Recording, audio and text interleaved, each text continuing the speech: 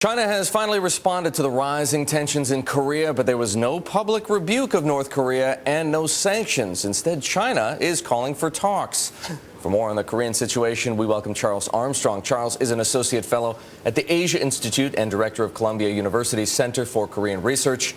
If anyone has the inside track on Korea, Charles does. Charles, could China, if it wanted to, force North Korea to stand down? Certainly it could if it wanted to. This is the key question. China is responsible for about half of North Korea's energy assistance and about a third of its food. So if it cut off the supplies, things could change dramatically overnight. So let's talk about why China isn't doing that. Our correspondent from Beijing, Mike Forsyth, was on with us just a few minutes ago saying this is China's playbook. The six-party talks are China's baby. So no surprise, perhaps, that that's the route China is taking. Yeah, it's interesting that China's position now. They have not criticized North Korea. They have told all sides to get together and discuss this at the six-party talks, which they'll convene in Beijing.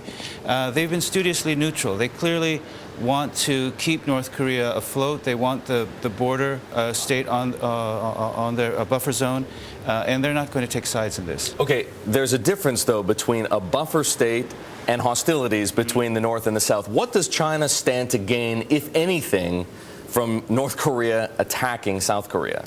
Clearly, China does not want hostilities to continue or escalate. They do not want North Korea to attack the South. We're sure of that. Yes, I think we're quite sure of that. And there's no doubt that they are talking to the North Korean leadership behind the scenes. They don't want to go public on this. They don't want to provoke North Korea any further.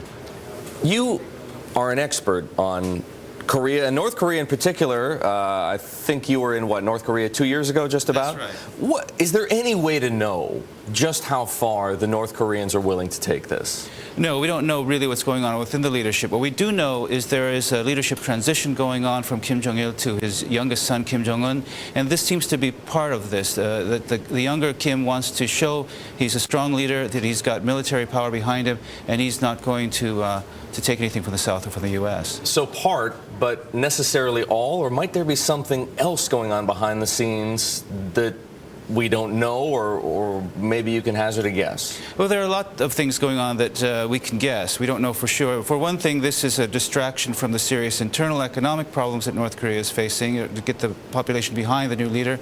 And it may be that North Korea is trying to use this as leverage to enter into talks with the U.S.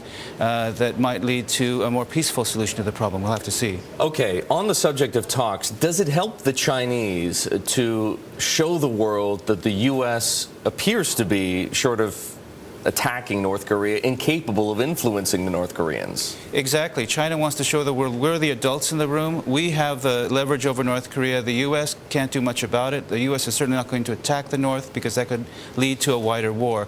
So the Chinese are saying we have the authority, we have the position to work out a solution to this problem. So this doesn't seem to be all that dissimilar from some of the other tensions playing out between China and the U.S., and that maybe North Korea versus South Korea is perhaps just a proxy for China versus the U.S. in a way? Yes, in a way that's the case. And China has been very critical of the U.S.-South Korean military exercises, which China sees as an incursion on its own boundaries on the sea, off its coasts. So are we, as the United States, taking a dangerous stance here by showing force, by sending an aircraft carrier, by engaging in military exercises in the LOC? Well, we do have to be very careful because we are not only possibly provoking North Korea to retaliate, but also we're impinging on what China sees as its own sovereignty, and this could lead to a conflict with China. Charles, it's great to have you here in the Inside Track. Thanks for the perspective on the North and South Korean tensions. Charles Armstrong of Columbia University's Center for Korean Research.